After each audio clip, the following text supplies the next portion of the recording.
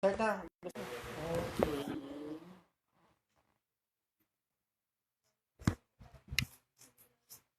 Okay na. So, maayong buntag sa tagsatag sa nato ka mga kaigsuuna diha sa ilang nga panimalay. Maayong buntag po sa akong pamilya. So, padayon ta nga maglig-unanay sa pulong sa Ginoo tak na karon sa kabuntagon. Mutuon ta pagpadayon aron padayon pud ang matag-usa nato nga malig-on inaagi sa pulong sa Dios karon nga ato ang paminangon ug ato ang atun-an. So, atong ablihan ang atong Biblia. Let us open our Bible in Matthew chapter 25.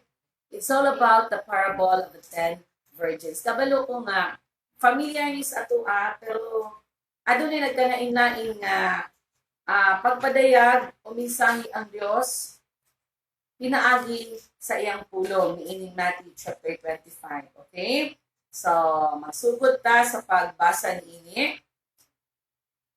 At the time, the kingdom of heaven will be like 10 virgins who took their lamps and went out to meet the bridegroom. 5 of them were foolish, and 5 were wise. Verse 3. The foolish ones took their lamps, but did not take oil with them. So note ka na mo word, nga ang 5 sa ilaha, nagdala og lampara, nagdala og suga, pero wala din intaway nana. Okay? Padayon ta. The wise one, however, took oil in jars along with their lamps. Verse 5, the bridegroom was long time in coming, and they all become drowsy and fell asleep. 9 at midnight, the cry rang out, "Curse the bridegroom, come out to meet him." Then all the virgins woke up and trimmed their lamps. The foolish ones said to the wise, "Give us some of your oil, our lamps are going out." "No," they replied, "they may not be enough for both of us and you. Instead, go those who sell oil and buy some for yourselves." Verse 10. But while they were on their way, they buy all the bridegroom arrived. The virgins who were ready went with him to the wedding banquet, and the door was shut up. Later, others came also. "Lord, Lord," they said, "open the door for us." 12. But the voice replied, "Truly I tell you, I don't know you." 13.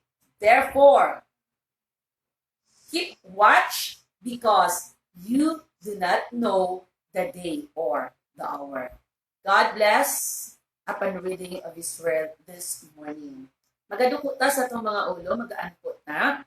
Ginoo ang imo nga pulong, daan na nimo ni panalaninan. May among mga pag-ampo o Dios na samtang padayon kami nga magatuon, aron pinaagi sa imong pulong, liguno nimo ang tagsa-tagsa namo kakinabuhi o pagtuo. Padayon ablihi ang among kasing-kasing ug ang among mga huna-huna, aron amo nga maintindihan ang padayon nimo nga mga pagpadayag sa matag usa ka namo pinaagi sa imong pulong. Lord, bless our hearts, bless every ears, bless every heart to receive your words, O God. Even ang amo Ginoo nga kanang emptiness nga naa sa sulod sa among kasing-kasing. We need you to fill our hearts, Lord, today. So salamat nga padayon imong ablihan at tagsa-tagsa namo kapanudanan. Imo kinipunon, imo kinilikunon. Asa man maabot o Dios ang tingog o ang mga mata nga motan-aw Ginoo ni ini o Dios nga mao nga FB live streaming, Lord, nga mga pagtuon sa imo nga pulong.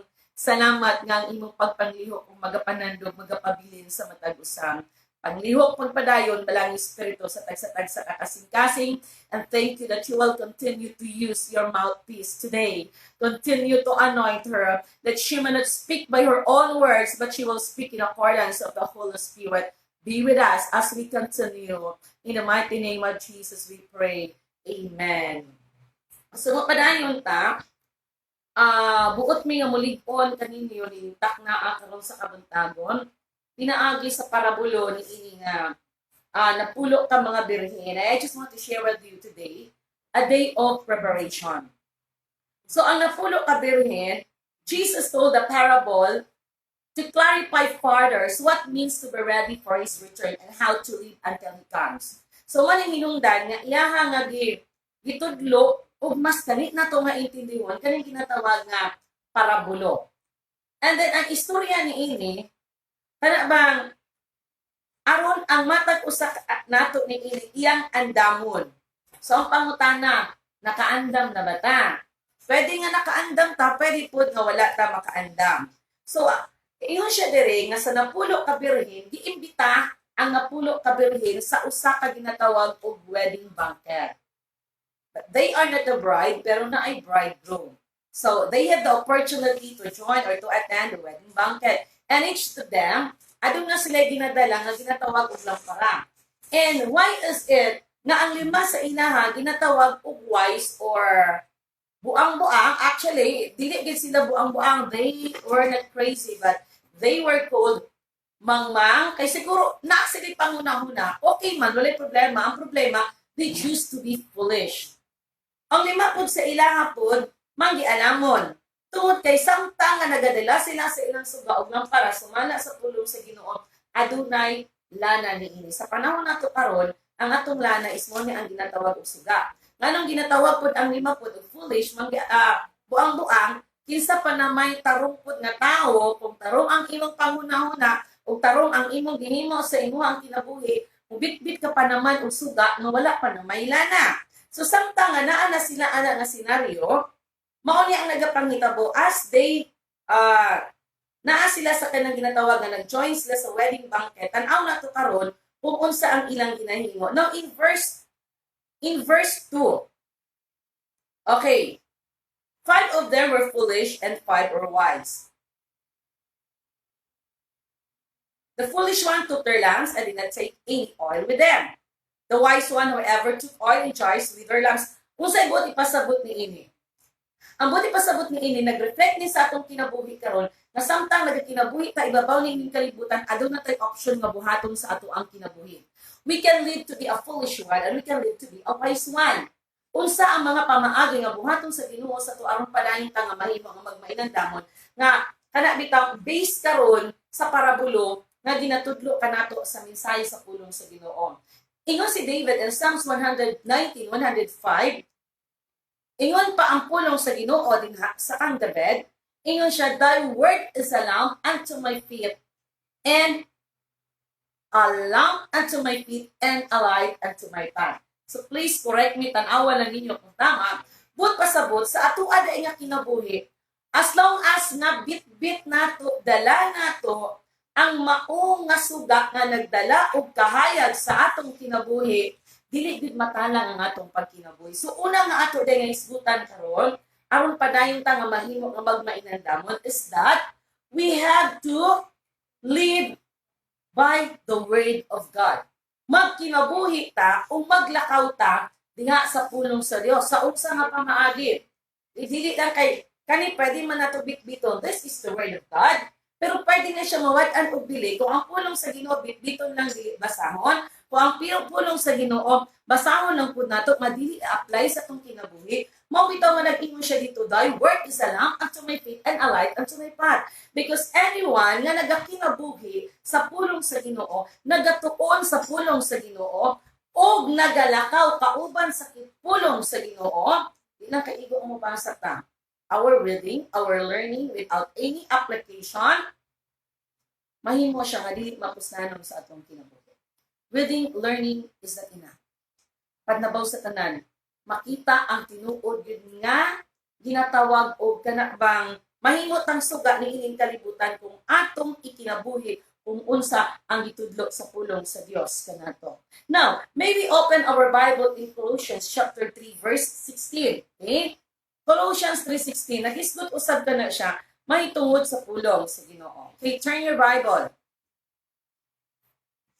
Colossians chapter 3 verse 16, it says, okay, sa inyong panimalay din ha, tanawa ang inyong Biblia. Sa panahon di ay nga ang pulong sa Ginoo atong gikinabuhi.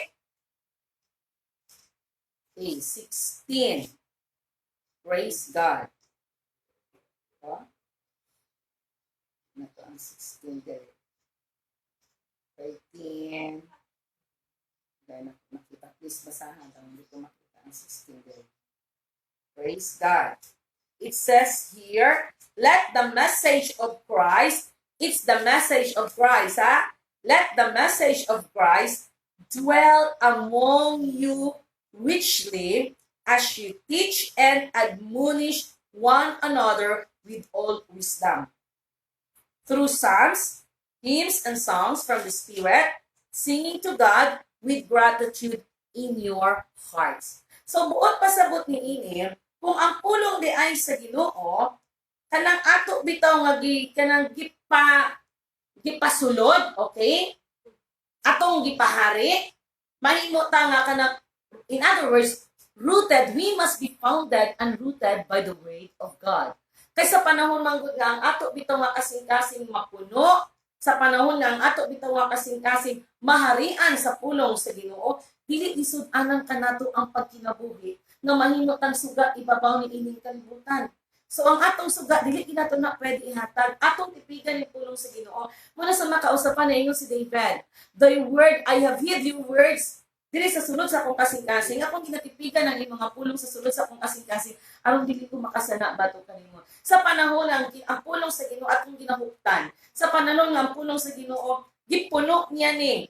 Mo bitaw na nga kinahanglan ta nga mubasa aron mahimong madagayaon ang pulong sa Ginoo nga muhari sa sulod sa atong kasing-kasing. Kay mao ni ang atong gikinahanglan karon, walay gahom ang sala nga muhari sa atong kasing-kasing. And another thing kinahanglan nga mahimo ta nga, we must be founded and rooted by the word of God in what? Sama sa giingon ako kanina, turn your Bible in Matthew chapter 7 verse 24.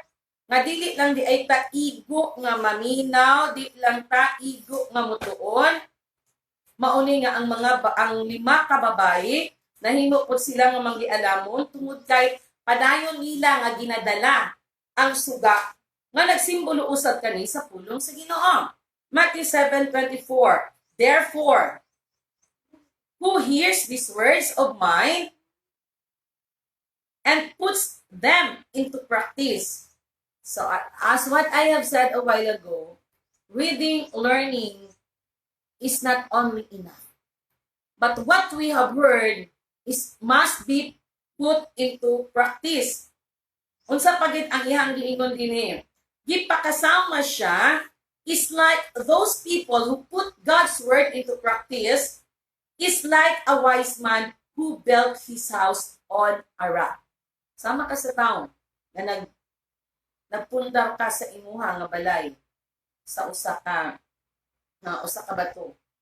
So sa panahon nga moabot 25, the rain came down, streams rose and winds blow her against the house, yet it did not fall because it is founded on the rock. Sa ato karon nga panahon, nagkalain-lain ang ginatawag og mga storm sa kinabuhi.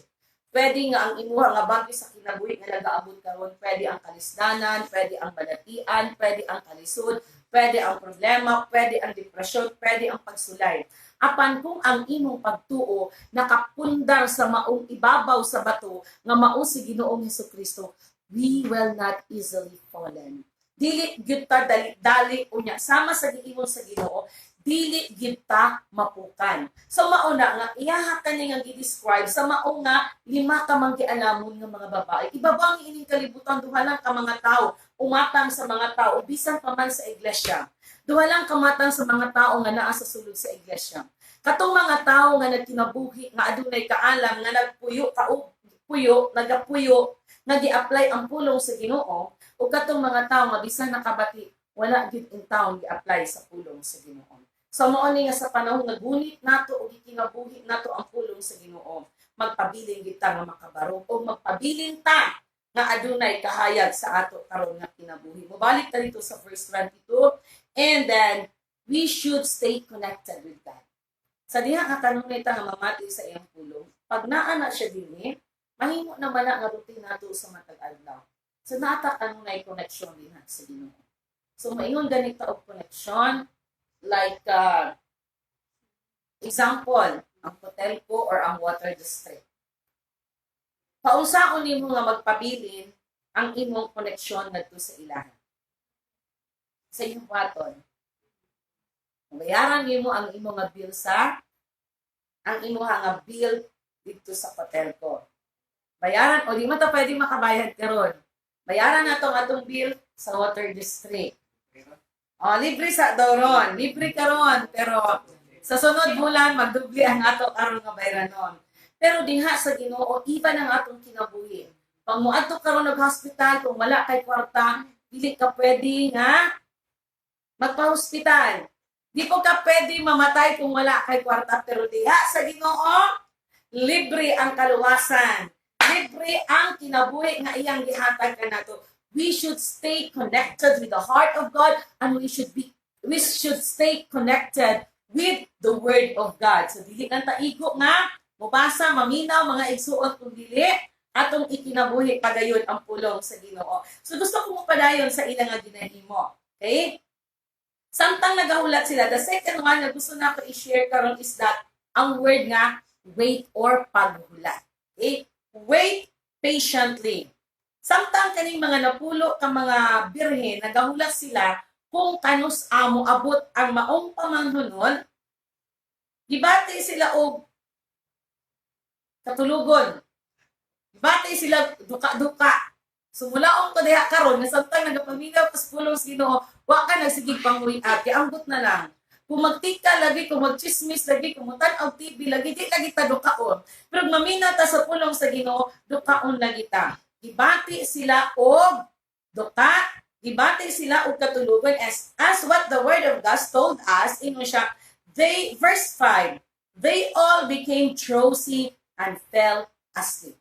Samtang nga nagahulat ta, sama sa ilang gihimo nga nagahulat sila sa bridegroom, nagahulat pud ta sa atong manluluwas nga maong sa Ginoong Jesucristo. Remember nga ang balikan ni Ginoong Jesucristo ning kalibutan, it is the church. It is the body of Christ. Katong mga tao nga nangalagad niya, katong mga tao nga naginusog, katong mga tao nga nitalikod sa sala, katong nagmatingod-anon sa pagpangalagad sa iya.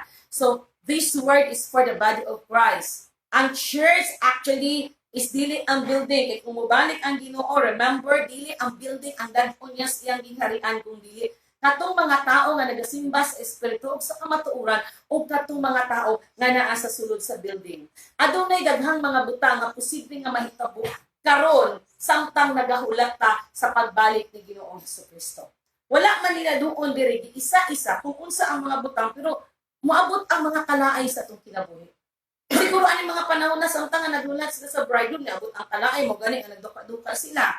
Pero sosyal na kaita karon kay kung ginalaay ka, pwede ka mag-TikTok. Usa pa ng mga ginahimo diya sa uban. Pwede kang mag-scan, pwede kang mag-sige og Facebook.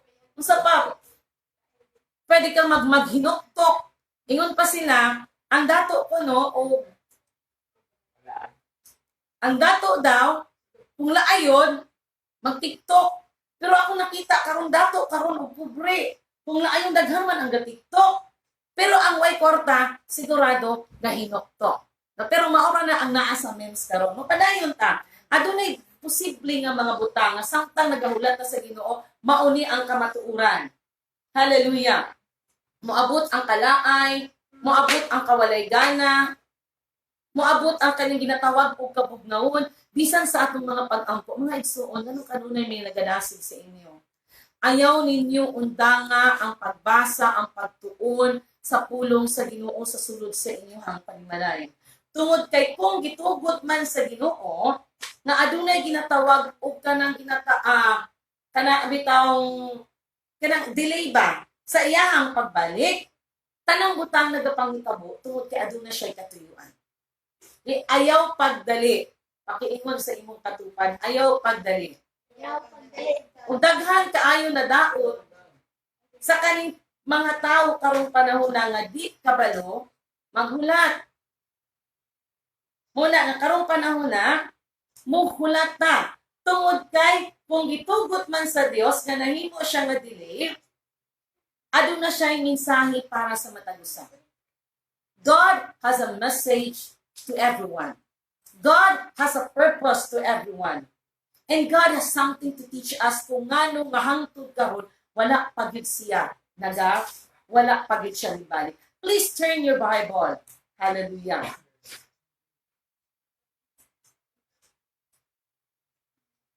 In 2 Peter chapter 3, mo ni hinungdan nga nung wala pa siya, verse 9. Nga nung wala pa siya ni balik. Na gusto na ko basahon ni first, grabe lang ang grasya bitaw sa Ginoo. 3:9. Ang Ginoo dili maglangan. Sama sa ginahuna sa uban. Usay tagdugaya man nimo Ginoo nga mobalik oy. Pero dili siya nanganlangan nun pagtuman sa iyang gisaad. Sa diha nga moingon siya nga mobalik gid siya. Ang pagkanindutan ng gid-ani tungod kay nilaom ta sa saad sa atong buhing Dios nga mobalik siya dili sama sa saad sa tao nga moingon nga mobalik pero hangtod karon ang uban nga imong gihulat wala pa kabalik. Ingon siya dili ko maglangan pagtuman sa gisaad sumala sa gihuna-huna sa uban. Apan siya nagapailog kaninyo kay dili siya buot nga may usa nga malaglag kung dili ang tanan maghinulsol ug mubiya sa iyang mga sala. Ang usa ka katuyuan sa Dios ngano di ay nagalangan siya sama sa paghuna-huna sa uban. Pero wala siya. This God intention is not to return delay. Pero ang katuyuan sa Ginoo nga ang tanan gyud unta nga mga katawhan sa kalibutan makahinulsol ug motalikod sa ilang mga sala aron sa panahon nga mobalik ang Dios dili nila maangkon ang kaladlagan sa kalibutan. Mao bitaw nga ang verse 8 ang yan gigamit dito nga ang usa amen ba mo din ha nga ang usa kalibo ka tuig sa tao usa lang kaadlaw sa Ginoo. Gahuna-una ko kung ang calculation na gamiton sa Ginoo ang iya nga adlaw dugay ra gid na siya libali. Pero ang calculation nga iya ang gigamit is ang calculation na adlaw sa tao wala nga niabot ta og 1,000 years. Kay mao day niya iyang katuyuan nga ang tao dili magpabilin sa pagpakasala kung dili aduna pay kahigayunan nga makahinulsol, makatalikod, makapangalagad ug makabalo sa kamatuoran. Kaya i-grab na to opportunity nga aduna pay mga tao dili lang kami kung dili daghan karon nga naga-online preaching. Napatay kay gayunan nga mubasa og Biblia as long as you have your own Bible. Kung wala kay Biblia, hala magbasa og Biblia. And then ikaduha is that ingon ako kagaina na kinahanglan mahimo ta nga magmakailubon. Wait patiently. Kay sa Matthew chapter 12 verse 13, tanawan ninyo. Matthew 12:13.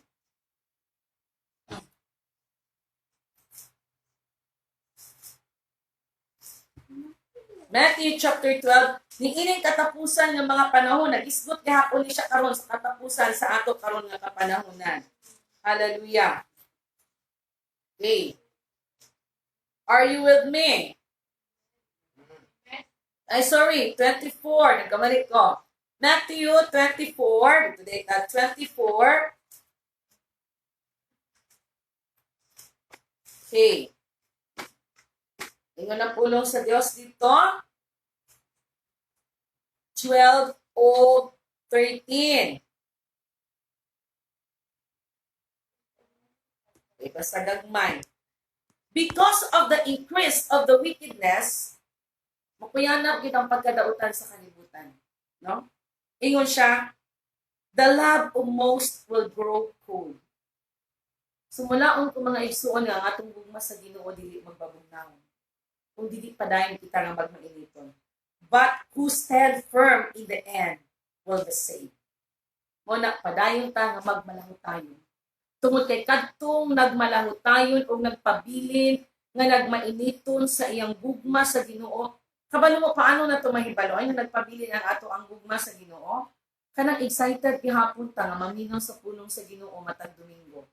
So ang fire nagapabilin. Ang kainituon na anang gihapon. Kanang excited gihapon ta mo ampo.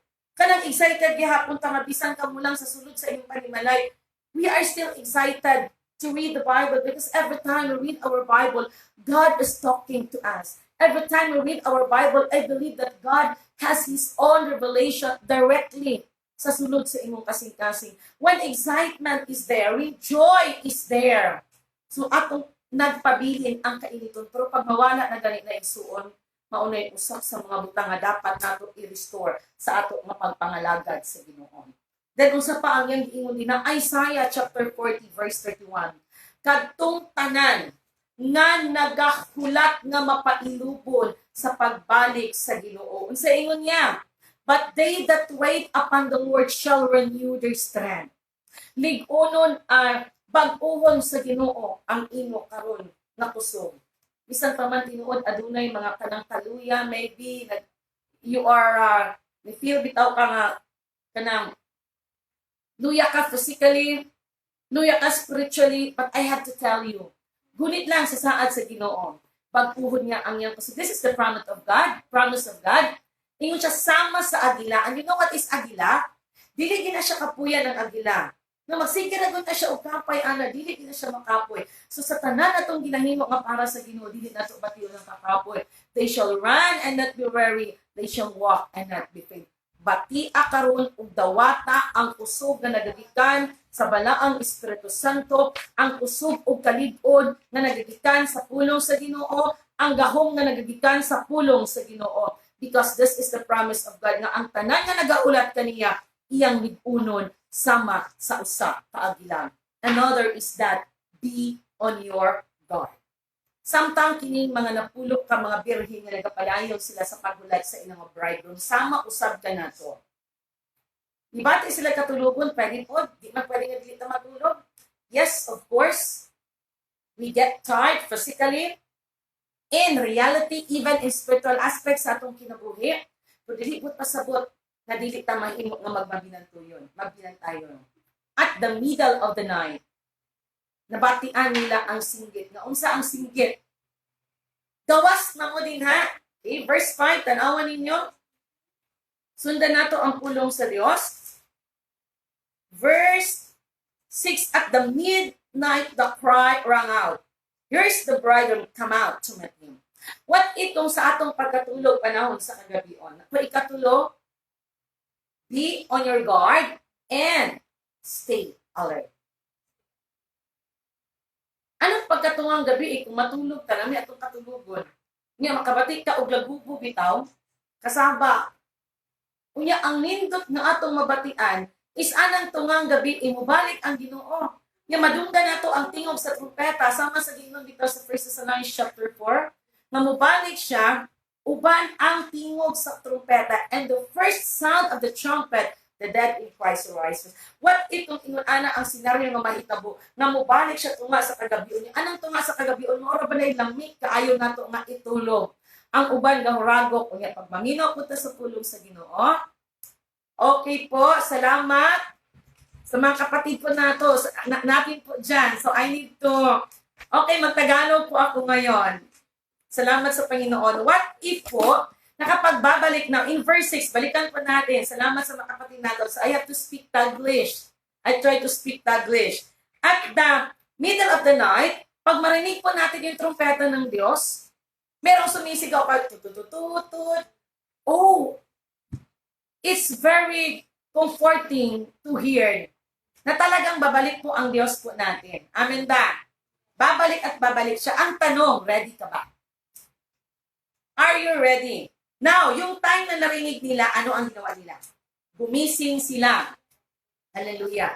Sorry, hindi ko masyado nanuhan kanina. Okay, kailangan ko pala magtagalog. Gumising sila. Ngayon, gising ka pa ba? Nawala ko kadali. Hallelujah, praise God. Nasa na to? Be on your guard. Why? Okay, Matthew chapter 24, verse 24. Magmabinan tayong tatanaw nato ang Matthew chapter 24, verse 24. So, ma-focus ko sa English Bible. Okay, ano ba ang nangyari? Bakit? Because in these last days, we are now in the present days. Ito ang days na karon na hinaharap natin. We are now on these last days. We can consider this as last days. Verse 24, tingnan natin anong sabi sa salita ng Panginoon. Okay, 24. Marami pong mga bulaang propeta. Okay, saan na ba yun? For there shall be arise false Christ, false prophets, and shall show great and signs and wonders. So kung makikita natin ngayon, ang daming mga bulaang propeta.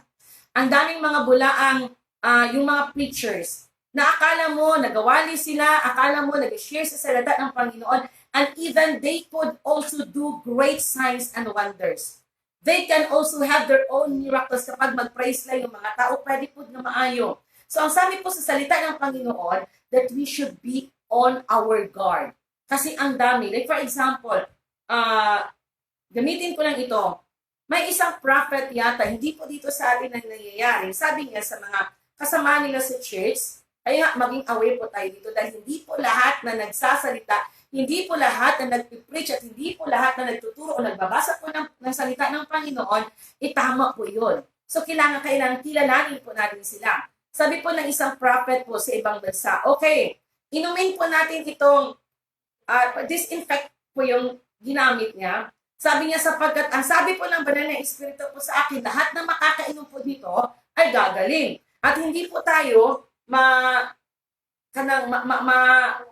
mahawaan po na tinatawag na coronavirus. So what they do, inunom nila yun lahat. Kaya nga, hindi nga sila natamaan ng coronavirus pero namatay sila, hindi po sa coronavirus, hindi po sa sakit, hindi po sa tinatawag po na katalagman sa kalibutan, namatay sila dahil sa kanilang sariling kamangmangan. Kaya nga sabi po sa salitang Panginoon, we should live like a wise one. Another, sabi ng Luke chapter 21 verse 34 to 36, kaya nga even the very elect, kahit yung mga tao, mga pastor, mga tao, kahit kami pwede, kahit ikaw pwede tayo ma-deceive. We will all be deceived kung di ta mahimo nga, magmabinan tayo. Luke 21:34. Ano pa ang sabi sa salita ng Panginoon?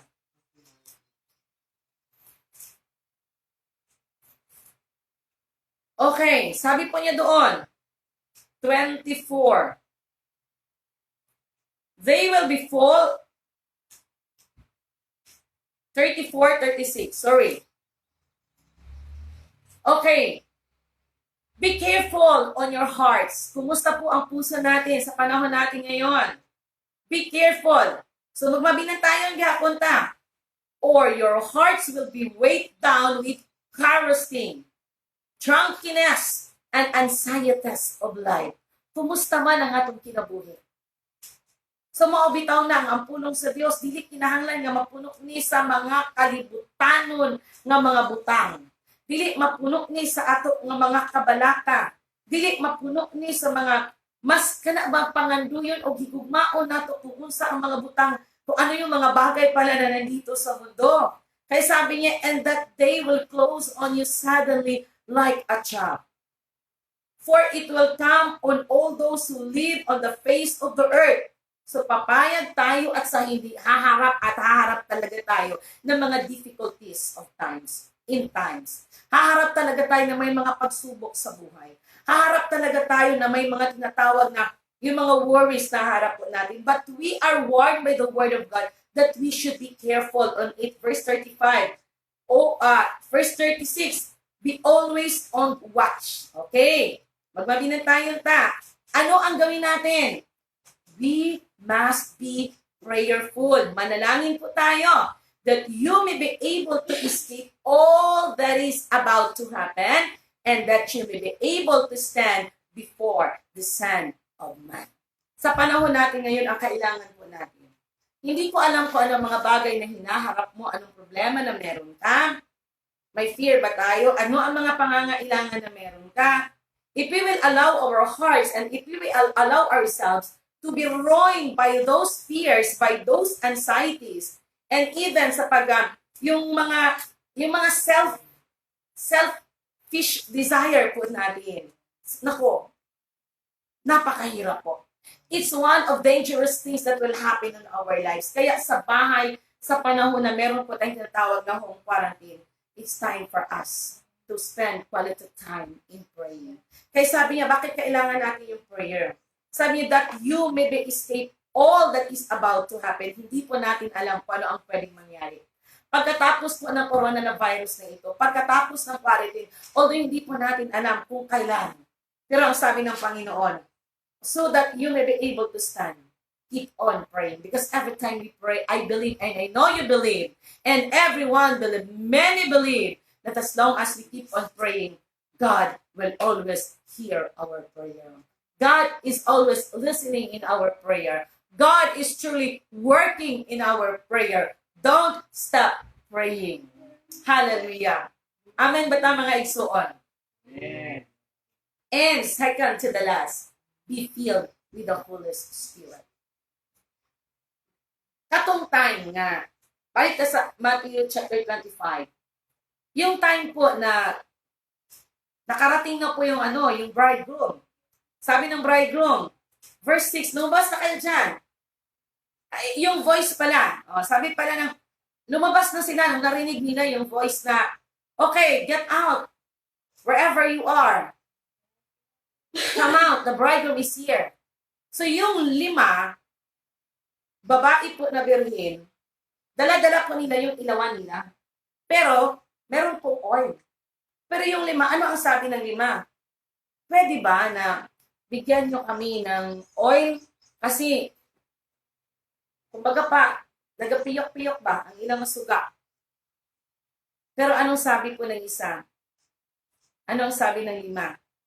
Kung bigyan pa namin kayo ng oil, hindi na po ito ina para sa inyo tsaka para sa amin.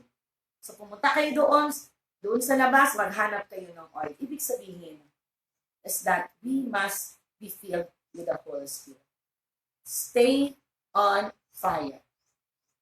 Stay connected with the Holy Spirit. Ephesians chapter 5 verse 16. Ano pa ang sabi niya doon? Be not drunk with wine, but be filled with the Spirit of God. Sa panahon natin, kailangan po natin ng banal na Espiritu. Sapagkat ang banal na Espiritu, siya po ang ating comforter. Siya po ang mag-control po sa ating buhay. Ang banal na Espiritu, siya po ang tutulong sa atin. Sa panahon na hindi natin alam ang ating gagawin. Sa panahon that we are on the point of sadness, on the point of depression, on the point na wala po tayong parang wala tayong papuntahan, lalo na sa mga kapatid po natin na minsan nahihirapan po tayo sa sitwasyon po natin ngayon. Manalig po tayo sa banal na Espiritu. At saka kapag kasama po natin siya sa kanyang buhay, ito ang sabi niya sa Galatians chapter 5. Ito po, patuloy po tayo na mamuhay kasama po siya. We should stay connected, be on fire, and stay connected with the Holy Spirit. Ano po ang mangyari po sa buhay natin? In Galatians chapter 5.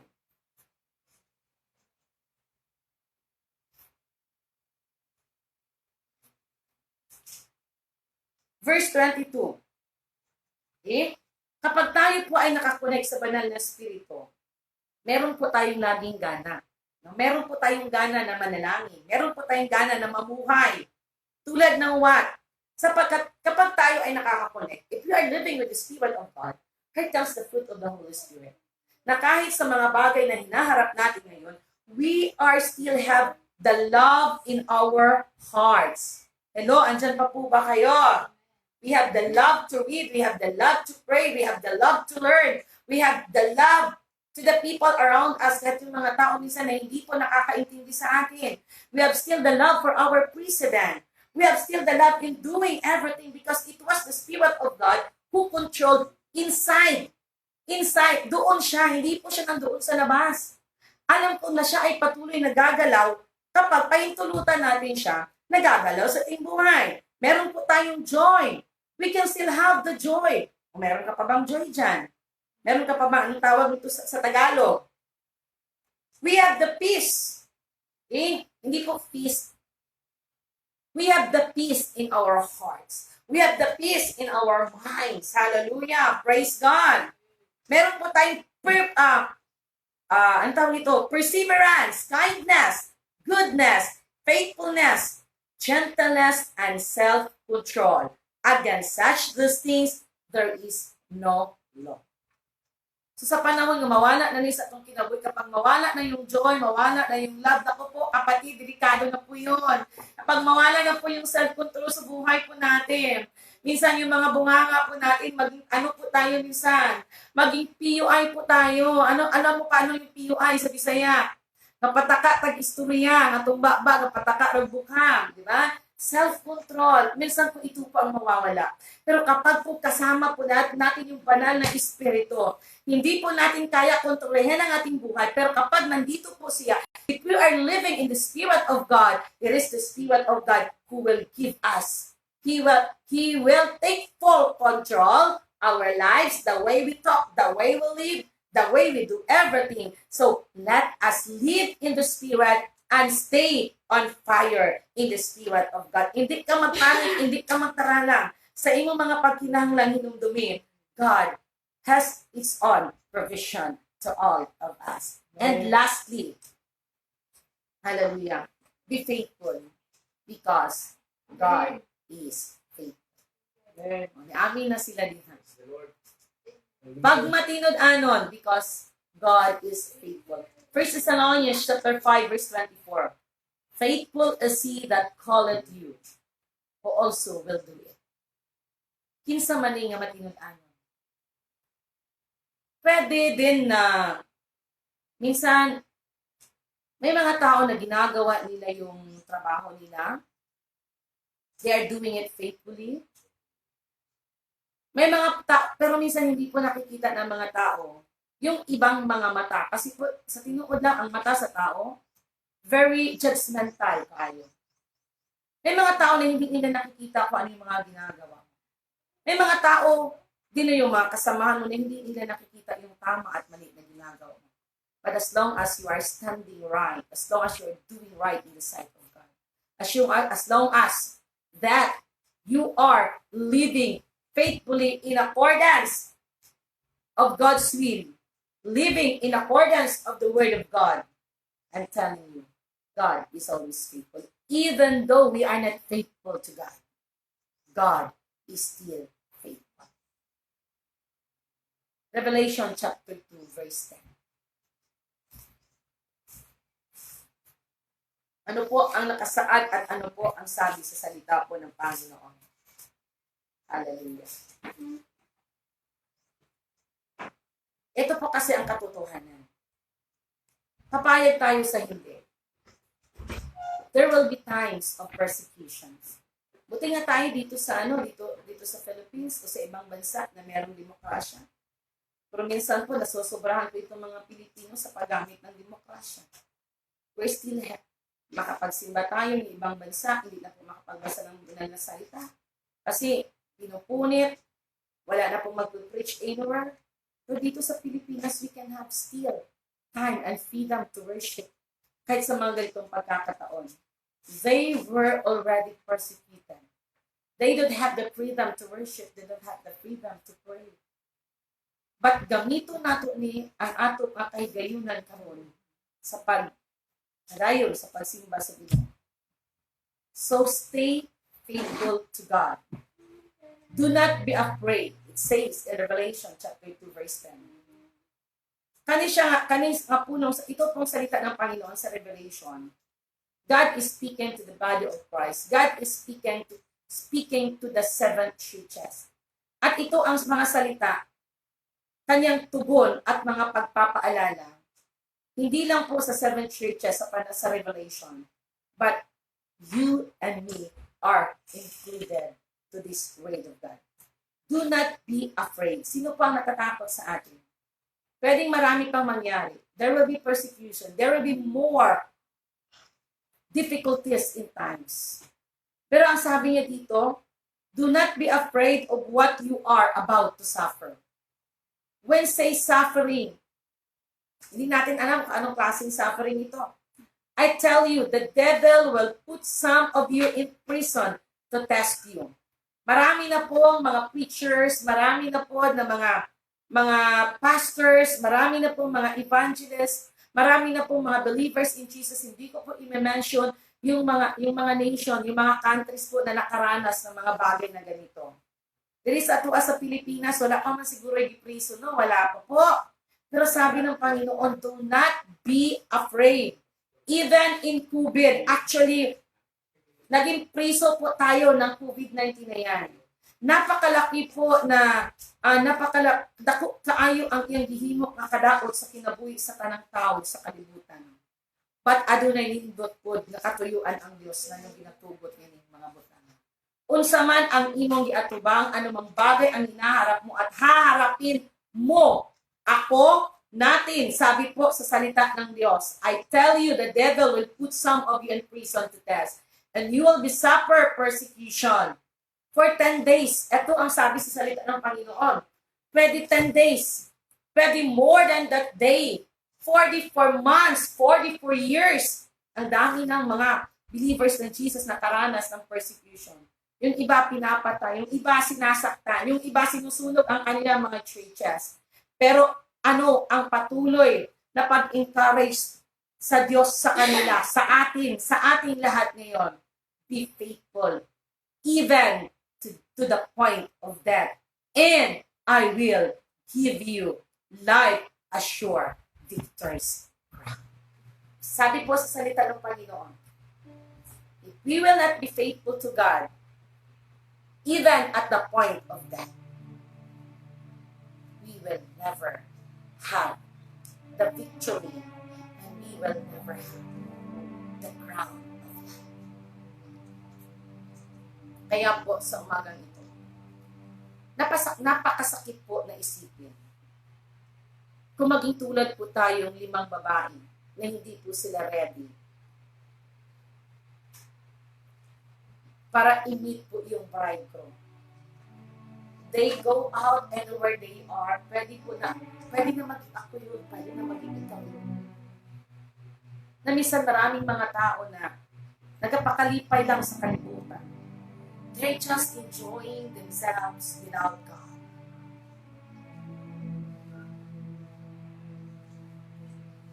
Walay pakialam sa pulong sa Ginoo. Walay pakialam sa pagpangalaga sa Ginoo. And it's so painful to say na kung masiratan unya ta sa pultahan sa kaluwasan, we will be left behind. Kaya nga patuloy po namin ng bawat isa sa atin na strengthen sa salita ng Panginoon. Be faithful even at the point of death. Hallelujah, glory to Jesus. Yes, Lord. Ano man ang katayuan mo sa buhay ngayon. Hallelujah.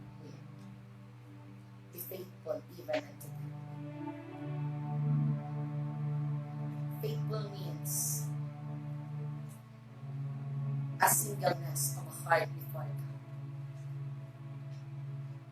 Wala kang ibang sasambahin. Wala kang ibang ampuan. Wala kang ubay na sahiga. Wala'y uban na imuha nga. Pahaliwan sa iyong kasing-kasing. No matter what happened. No matter what hardship, difficulties, worries, and fears, even your need. Just keep.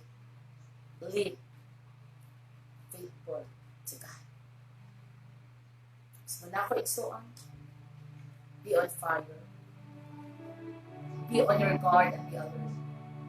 Be filled with the Spirit of God. Stay connected with God and His ways.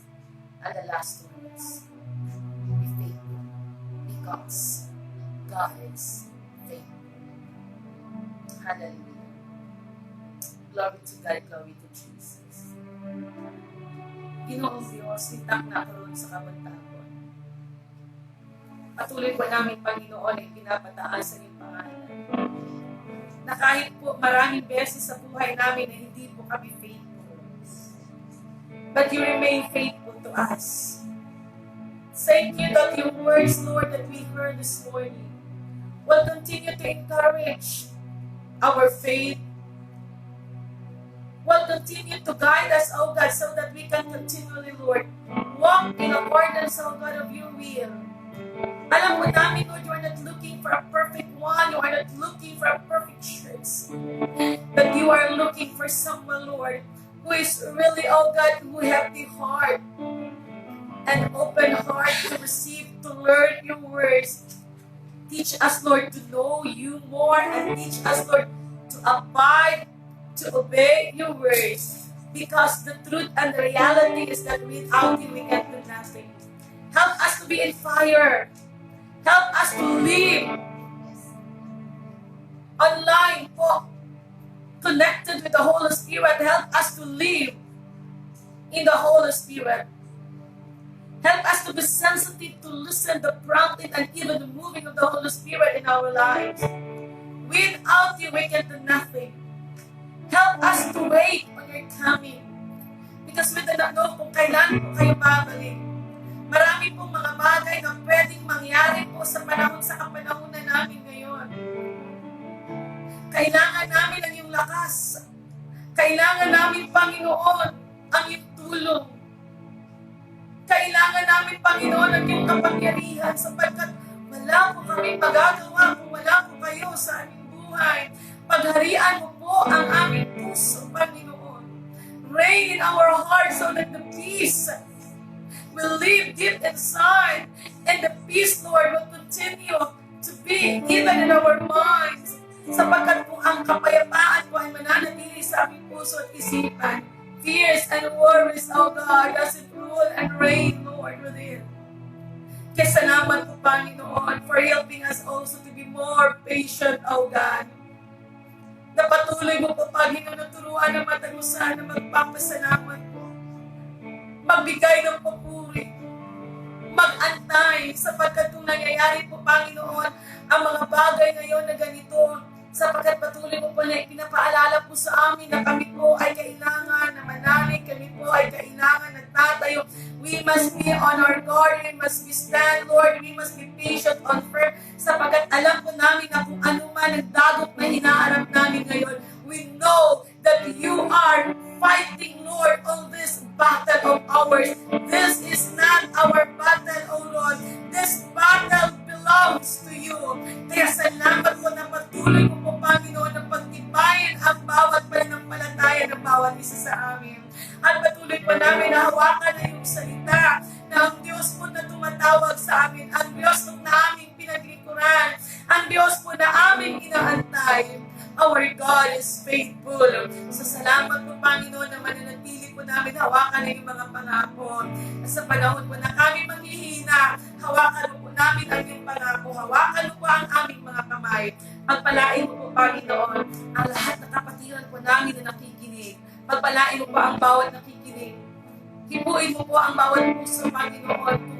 If they are on sadness, Lord, if they are, Lord, on the point of depression, on the point of sadness, I pray, Lord, for your comfort.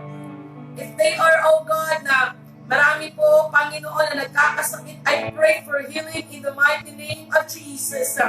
Patuloy po namin na hinihiling po, Panginoon, yung kapangyarihan po sa aming kapatid na Sister Nelly po, Panginoon, pati po na nandoon po sa hospital. We stay for your touch, Lord. We stay for your healing, oh God, will be upon her. We stay for your miracle. And whatever you want, Lord, unto her. Lord, salamat po that your will be done, oh God, unto her. Pagpalain mo ang bawat puso na nakikinig po sa iyong salita. Saan bang takot po, Panginoon, ang nakikinig, ang nanunood po ngayon, kasama po namin na sumasamba at nakikinig sa iyong salita. Pagpalain mo po ang bawat isa sa amin, Panginoon. Napakasarap po ang iyong salita na pupuno po sa aming puso. Kaya salamat sa iyong kabutihan. Salamat for taking care of us. Thank you for protecting all of us. Thank you for keeping every family. Salamat din po, Panginoon, sa mga kapatid po namin na patuloy po na sumusuporta po. Hindi lang po nakikinig po na yung salita kasama namin, kundi patuloy din pinasumusuporta po, Panginoon, sa iyong gawain. Those who are sending their tithes, Lord, those who are sending their offerings, oh God, continue to bless, Lord, all of their resources. And I know that every time they're doing it, oh God, all their labors, their generosity, their giving, Lord, will always be paid and remembered by you. Kaya patuloy mo po, Panginoon, na ipakana sa kanila ang iyong pagpapala. Siksik, liglig, umaapaw in all aspects of their lives. Hallelujah. Physically, materially, Lord, even in the spiritual aspects of life. Kaya salamat po sa pagpapala na nanggaling po sa iyo. Papuri, pasasalamat, Panginoon, ibabalik po namin sapagkat karapat-dapat ka natatanggap sa mga bagay na yun. Sa pangalan ni Jesus, Amen and Amen. God. Hallelujah. Palakpakan natin ang ginagawa ng Panginoon. So, salamat po mga